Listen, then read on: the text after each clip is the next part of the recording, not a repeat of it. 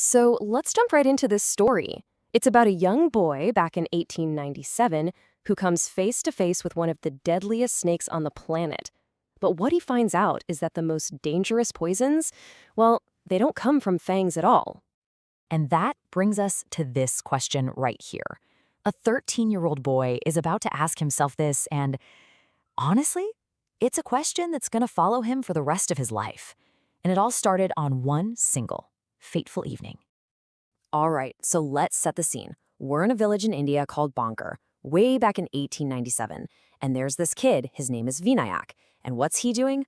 Oh, nothing much, just has a giant king cobra cornered. And the crazy part, he isn't scared, not one bit. He's totally in control. I mean, you have to picture this. For a full 10 minutes, this scene is just unbelievable. You've got this huge snake. We're talking enough venom to take down 20 elephants, and it's striking like crazy. And then there's Vinayak with just a pair of wooden tongs, and he's just casually dodging every single move. It's like he's playing a game with death. So you've got these two friends watching this whole thing unfold, and their reactions could not be more different. On one hand, you have Vinayak, who's cool as a cucumber, almost finding it funny. He's like, hey, watch this. I'll show you how a cobra dies. And then there's his friend Rajaram, who is absolutely petrified. He's begging him, no, don't. It's a sin. But Vinayak, he's already this really philosophical kid. He just brushes the whole sin thing aside. He actually quotes a verse from the Bhagavad Gita, basically arguing, hey, this snake has probably killed tons of other animals. Taking it out isn't a sin. It's justice.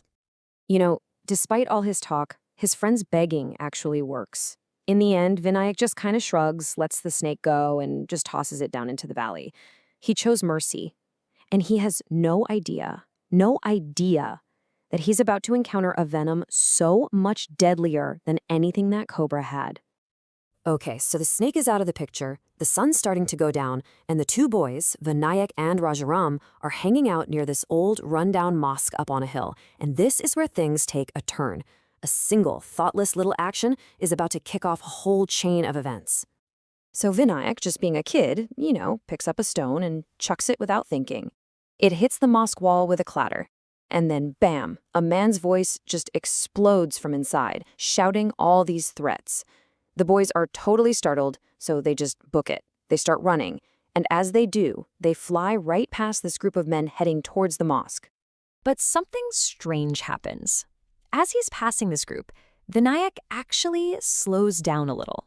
It's not that he's scared of them, not really. It's what he hears.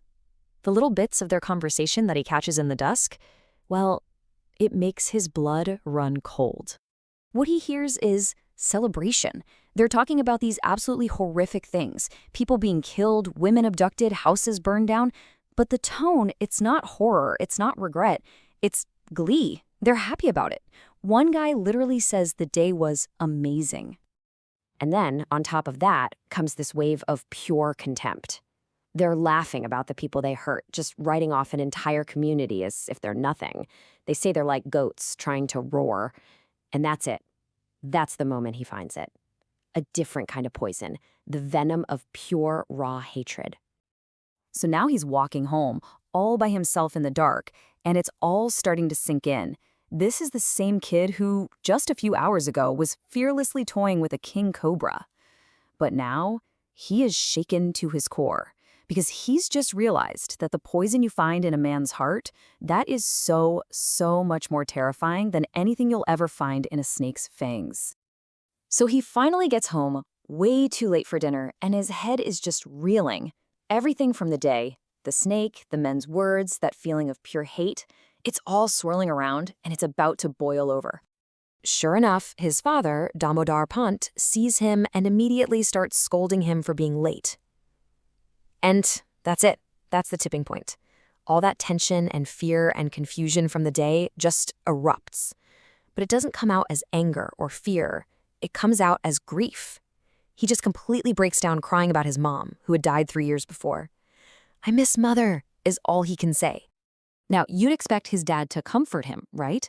But that's not what happens. Not even close. His father's reaction is shocking. He doesn't say a kind word. Instead, he just grabs Vinayak's hand and says, "You need a mother? Come with me. I'll show you your mother. And he pulls him into the family prayer room, about to give him a lesson that's going to change everything. So they're in the prayer room, and his dad points straight at the statue of their family's goddess, Bhavani, this super powerful 8-armed goddess of strength. And he looks at his son and says, flat out, "This is your mother." Think about that. He's literally replacing the memory of a lost human mother with this divine, immortal, powerful one. But he doesn't stop there. Oh no. He takes that idea and makes it even bigger. It's not just the goddess Bhavani. He tells Vinayak that the entire nation, Mother India herself, is his mother now. And just like that, he gives his son's life this huge new purpose. You weren't born to sit around and cry, he says. You were born to tear the world apart. And he completely redefines who they are. His other sons are there now, and he looks at each of them. He's not talking to little boys anymore. Ganesh, he says, you are a tiger. Narayan, you are a leopard. And then he turns to his youngest. And my dear Vinayak, you are a lion. And the effect is instant. It's like his father's words are a fire that just burns away their tears. You can see it happen. The boys stand up taller. That grief from a moment ago, it's gone. And in its place is this hard, steely resolve.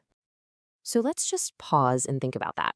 In one short, intense conversation, Vinayak's entire world has been turned upside down and rebuilt from scratch. I mean, just look at the scale of this change. His private, personal grief for his mom, that gets swapped out for a huge national purpose. His actual mother is replaced by this concept of Mother India. He's no longer just a boy, he's a lion. And that fear he felt earlier from that poison of hatred, that's not a fear anymore. It's now his duty to fight it.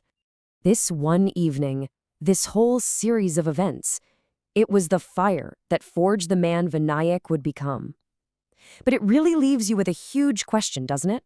When you take a boy's grief and you shape it into a weapon, when you give him a goddess for a mother and tell him he has the heart of a lion, what's he going to do with all that power? What will a boy like that build, and what will he burn?